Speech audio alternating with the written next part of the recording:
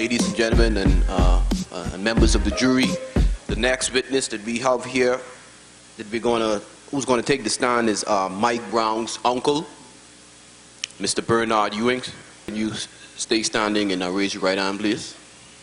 Do you swear to tell the truth, the whole truth, and nothing but the truth? So help you God. You may be seated. Sir, can you tell the court your full name, please? Yeah, my name is Bernard Ewing. I'm Michael Brown's uncle. I'm Leslie Brown's brother. And I stay in Ferguson. And can you tell us your occupation? I work with mentally and/or physically challenged adults. So you said the deceased Mike Brown, that's your nephew? Yeah, that's my nephew. And the whole summer I was basically with him every day other than when I was at work. But I worked like 70 hours a week because he was over my mother's house, which stays in Northwind Apartments, that's on Canfield Drive. And when was the last time, if you can recall, that you saw Mike Brown? The night before. I seen him the day before he was killed, which was August 8th. And I had came home from work because I do overnights also. And I stopped by my mother's house because I was moving that day. And I came to my mother's house, but she wasn't there. No one was there. And I was getting some things ready, and my girlfriend was coming with a truck to help me move. And my mother and sister arrived, and they said they just had seen Michael Brown up the street. And I was getting in my car because I was headed to work, and I was going to ask them to help me move because my girlfriend was bringing a truck. And as I was pulling out Northwind Apartments on the Canfield, I seen my girlfriend running down Canfield, screaming, calling my name. And at first, I ain't recognize it because I was expecting her to come in a truck. Then I looked again and I seen her. Then I asked her what was wrong, and she was crying. She was like, Mike dead, he up the street. And I pulled up the street, and it was one police car with the tape out, and one paramedic, and like two people on this side of the apartments, and two people on that side. And I walked under the tape, and I was walking towards him, and I seen him laying down, face down like this, and blood coming out, flowing this way. And I was like, I was like, where is friend at? Named Byron. They was always together. And then I was like, who did this? Who did this? And they was like, a cop did this. I was like, a cop did this? Where the cop at? And they was like, he ran off. And as I was looking at the scene, then only Caucasian people there were the police officers and the paramedic. And it was like about 4 to 5 people on each side because it's apartments on both sides of the street. And when I got up there, I was like one of the top 10 people to get up there. So I don't know where Mr. McCullough got 60 witnesses from. And witness number 40, it definitely was no white woman up there. Some Caucasian people came later. They were cameramen and other police officers and other paramedics. But then after we got up there, then my mom and them came up there, more police came and they roped it off. And the whole time they left his body laying out there. The police were making racial slurs towards the people, laughing at the situation. And then you could see what happened based on the evidence. Like if West Florissant was up here, down there where the initial contact came, you could see my nephew hat was laying right in the middle of the road. Then back towards, away from West Florissant, about 5 yards down was his flip-flops, right in the middle of the road. Then farther down, another 10 yards was his body, but his body was turned back facing West Florissant. That's when he turned around. And they saying that my nephew rushed Officer Darren Wilson. When I got up there, I looked clearly, because the tape, they kept pushing the tape back further and further. I walked right up on my nephew. It wasn't no blood behind him. All the blood was where he was laying, coming out his head area, flowing back towards West Florida.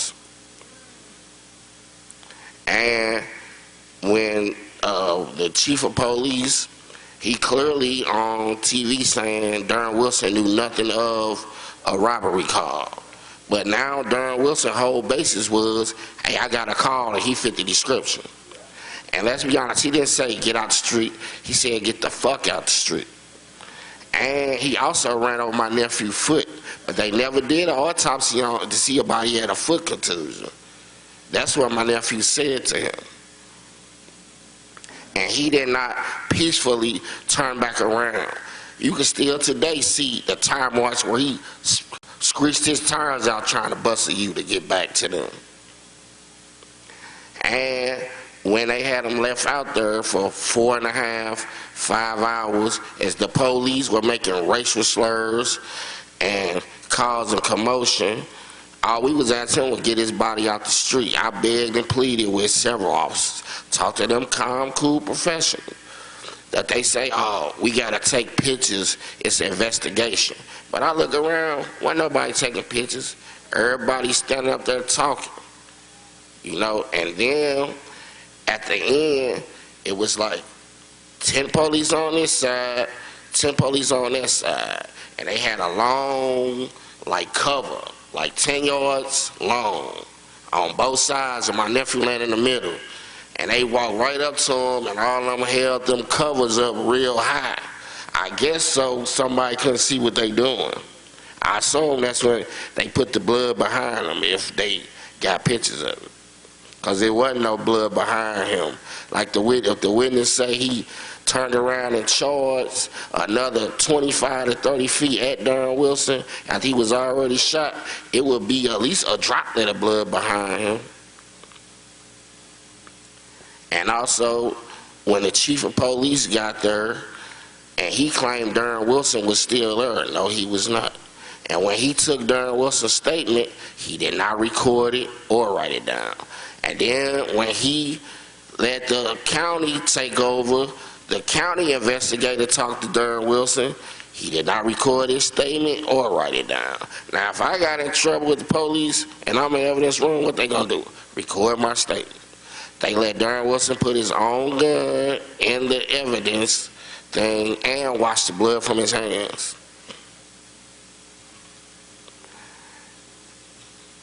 So I can't believe that my nephew just hopped in his car and attacked him like that. And he talking about he had the strength of Hulk Hogan and he was like a 5-year-old. Well, how did you wrestle the gun back from my nephew? Because you claim my nephew had the gun from you. Now, I ain't strong as Hulk Hogan, but if a 5-year-old, if I took a gun from a 5-year-old, they couldn't get it back from me. I'm sorry. And if Hulk Hogan punched me, now Hulk Hogan's supposed to be on this side of me.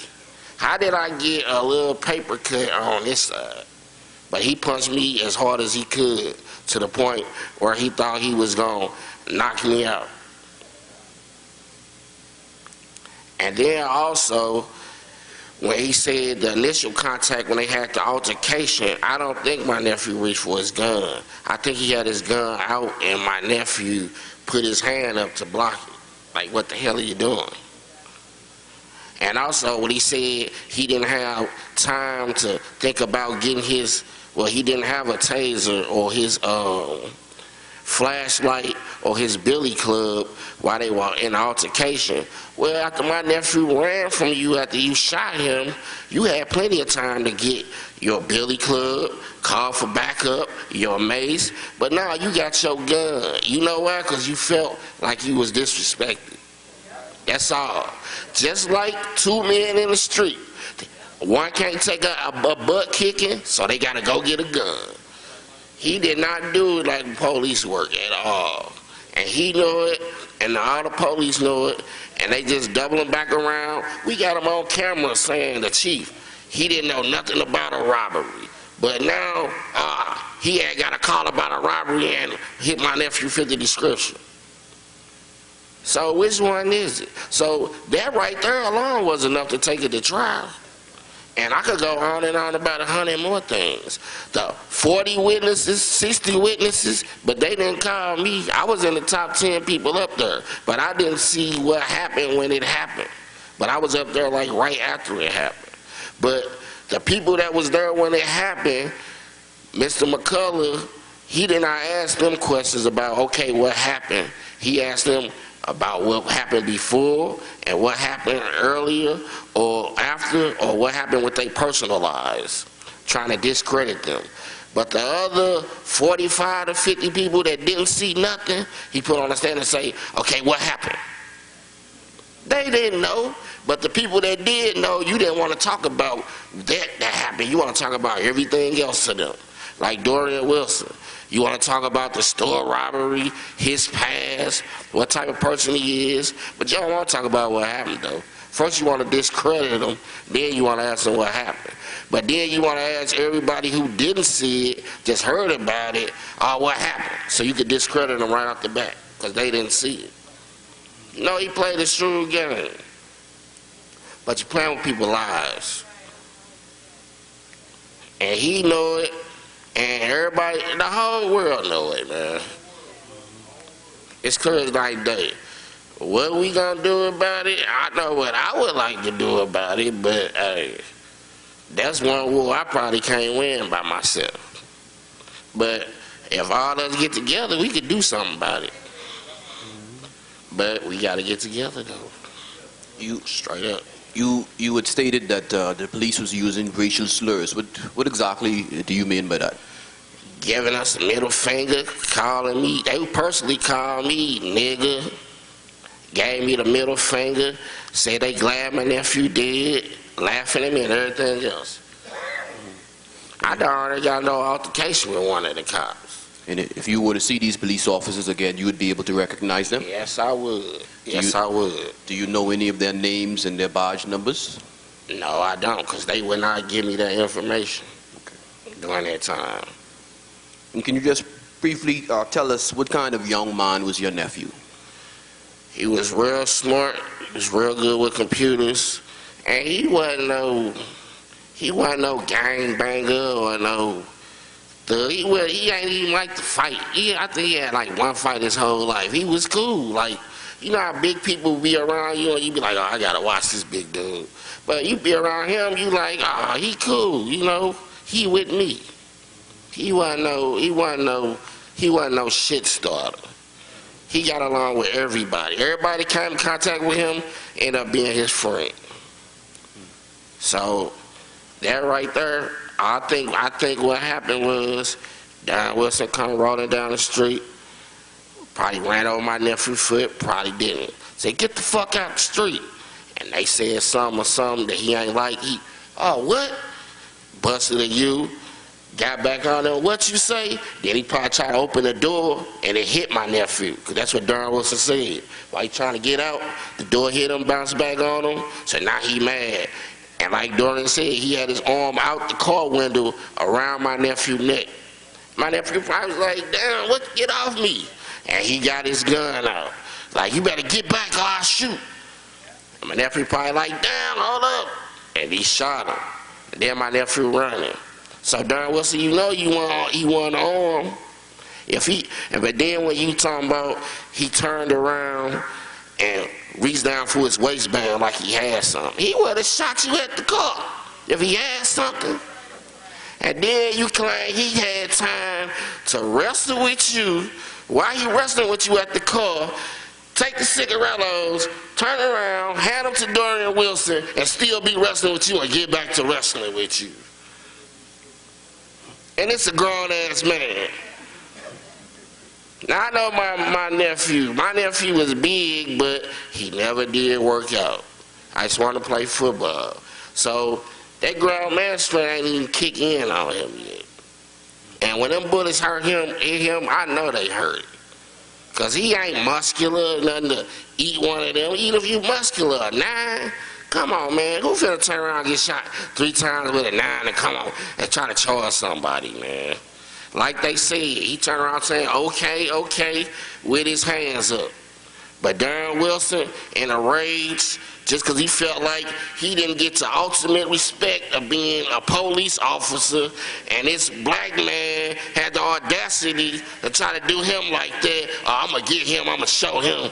And in a blind rage, he did what he did. That's it. Hold on, just... Okay.